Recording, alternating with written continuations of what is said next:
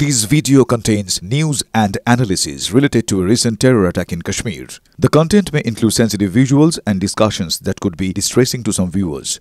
Viewer discretion is advised. We strongly condemn all forms of violence and terrorism.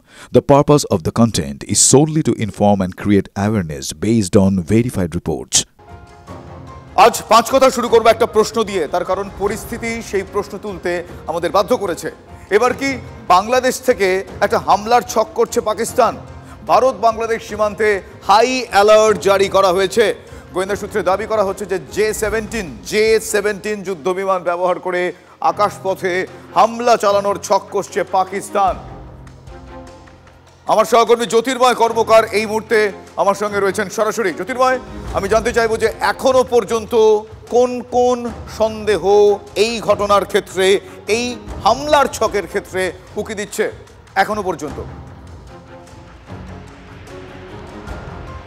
দেখো, গত August মাসে বাংলাদেশ ভূখণ্ডে ক্ষমতার পরিবর্তনের পর শেখ হাসিনা বাংলাদেশ ছেড়ে চলে যাওয়ার পর থেকে বাংলাদেশের সঙ্গে বা তদারকি সরকার মোহাম্মদ ইউনূসের সরকারের সঙ্গে যেভাবে পাক সরকারের এবং আইএসআই এর সখ্যতা বেড়েছে, যেভাবে দফায় দফায় বৈঠক হচ্ছে, যেভাবে পাক সেনাপ্রধান আইএসআই তারা ঢাকাতে এসে বৈঠক করছেন, তাতে একটা সম্ভাবনার জায়গা থেকেই যাচ্ছে যে যদি ভারত পাকিস্তানের মধ্যে সংঘাতের চেহারা তৈরি হয়, যদি কাশ্মীর সীমান্তে ভারতের সঙ্গে পাকিস্তানের যুদ্ধ পরিস্থিতি তৈরি হয়, যদি ভারতের তরফ থেকে প্রত্যাঘাত তৈরি করা হয়, তাহলে বাংলাদেশকে লঞ্চ প্যাড হিসেবে অবশ্যই ব্যবহার করার চেষ্টা করতে পারে এক্ষেত্রে পাকিস্তান, ইসলামাবাদ।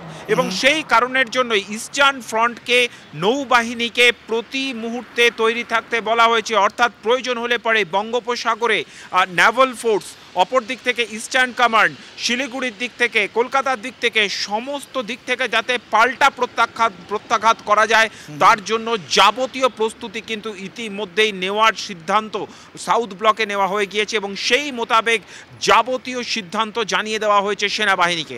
অর্থাৎ পাকিস্তান যে ফ্রন্ট দিয়েই তারা ভারতকে অ্যাটাক করার চেষ্টা করুক না কেন, যে খবর আমরা পাচ্ছি যে প্রত্যেকটা ফ্রন্টে আর্টিলারি ইনস্টলেশন ইতিমধ্যেই সম্পূর্ণ হয়ে গিয়েছে ভারতের তরফে।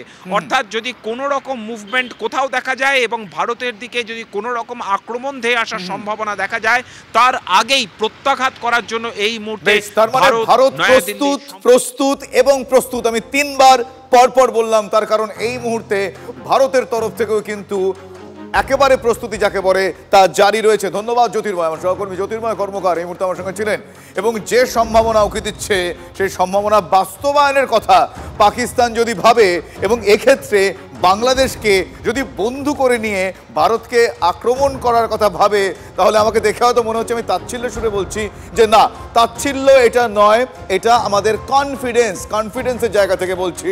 আঘাত হানলে প্রত্যাঘাতের জন্য প্রস্তুত, বরং বেশি মাত্রায় প্রস্তুত। কতটা সেটা সময় বলবে, আমি আর বেশি বলবো না। পহেলগাঁওয়ে ভয়াবহ হত্যার প্রত্যাঘাত উপত্যকার বুকে জারি রয়েছে, সে কথাও আপনাদের জানিয়ে রাখি। সে ঘটনাও ঘটেছে পুলওয়ামার আরও এক জঙ্গির বাড়িতে বিস্ফোরণ ঘটিয়ে উড়িয়ে দিয়েছে সেনা, জাস্ট উড়িয়ে দিয়েছে।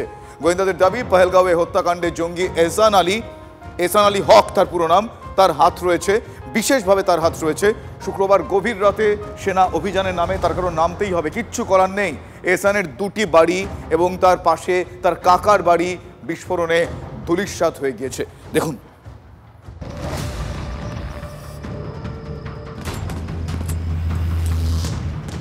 মঙ্গলবার পহেলগাঁওয়ে নারকীয় হত্যা লীলা চালায় জঙ্গিরা।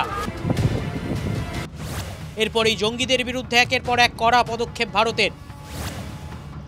পুলওয়ামা, কুলগাঁও, সোপিয়ানে জঙ্গিদের বাড়ি গুঁড়িয়ে দিয়ে কড়া বার্তা ভারতীয় সেনার। একের পর এক জঙ্গিদের বাড়ি বিস্ফোরণে উড়িয়ে দিচ্ছে সেনা। পহেলগাঁও হত্যাকাণ্ডে জড়িত জঙ্গি এহসান আলী হকের বাড়িতে বিস্ফোরণ ঘটানো হয়।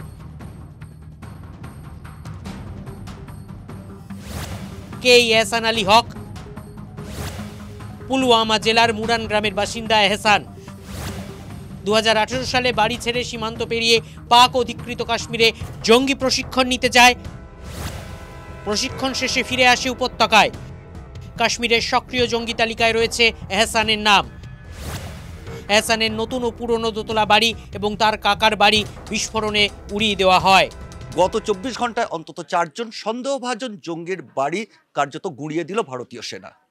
এই মুহূর্তে আমরা দাঁড়িয়ে রয়েছি পুলওয়ামা জেলার মোডান গ্রামে। এই গ্রামের যে বাড়িটা এই মুহূর্তে কার্যত ধ্বংসস্তূপে পরিণত হয়েছে, অন্তত 3টে বাড়ি, এটা পুরনো একটা বাড়ি, এখানে আরেকটা দোতলা বাড়ি ছিল এবং আমার ঠিক পাশে আরেকটি বাড়ি রয়েছে। এই 3টে বাড়ি আহসান আলী হক নামে এক সন্দেহভাজন জঙ্গির বাড়ি। 2018 সালে তার বিরুদ্ধে অভিযোগ, 2018 সালে সে এলাকা ছেড়ে সীমান্ত পেরিয়ে পাক অধিকৃত কাশ্মীরে সে পাক জঙ্গি শিবিরে সেখানে প্রশিক্ষণ নিতে যায় এবং তারপরে ভারতে ফিরে সে সক্রিয়ভাবে জঙ্গি সংগঠনের সঙ্গে যুক্ত, যেটা এলাকার মানুষ, গ্রামের মানুষও স্বীকার করছেন। এবং কালকে রাতভর সেনা অভিযানের পরে এই বাড়িটি কার্যত গুড়িয়ে দেওয়া হয়েছে। সেনা অভিযান নিয়ে গ্রামের মানুষের মধ্যে কোনো ক্ষোভ নেই। हम इंडियन हैं, इंडियन रहेंगे बस। जो बेगुनाह उधर पहलगाम में मर गए, समझ लो एक इंसान को मारना है, पूरी इंसानियत की जान निकालना है बस। वो भी हमारा भाई, वो भी हमारे भाई थे, बहन थे, उन लोगों ने क्या किया था? भाई था, बहन था, बुजुर्ग था, बच्चे था। अगर वो मार गया वो भी बहुत गुनाह हो गया। अगर इन्होंने मारा था, इनको मारो। পেহেলগাঁও হামলার ক্ষেত্রে এলাকা বাছাই, লজিস্টিক সাপোর্টের জন্য স্থানীয় যুবকদের ব্যবহার করা হয়েছে। ওই যুবকরা সীমান্ত পেরিয়ে পাক অধিকৃত কাশ্মীরে গিয়ে জঙ্গি শিবিরে প্রশিক্ষণ নেয়। তাদেরকে ইতিমধ্যেই চিহ্নিত করেছেন গোয়েন্দারা। সেই জঙ্গিদের বাড়ি গুঁড়িয়ে দিয়ে পাল্টা করা বার্তা ভারতীয় সেনার। দক্ষিণ কাশ্মীরের বুকে এই হামলার সূত্র লুকিয়ে রয়েছে বলে মনে করছেন গোয়েন্দারা। সেই সূত্র ধরে বাড়ি বাড়ি তল্লাশি অভিযান চলছে।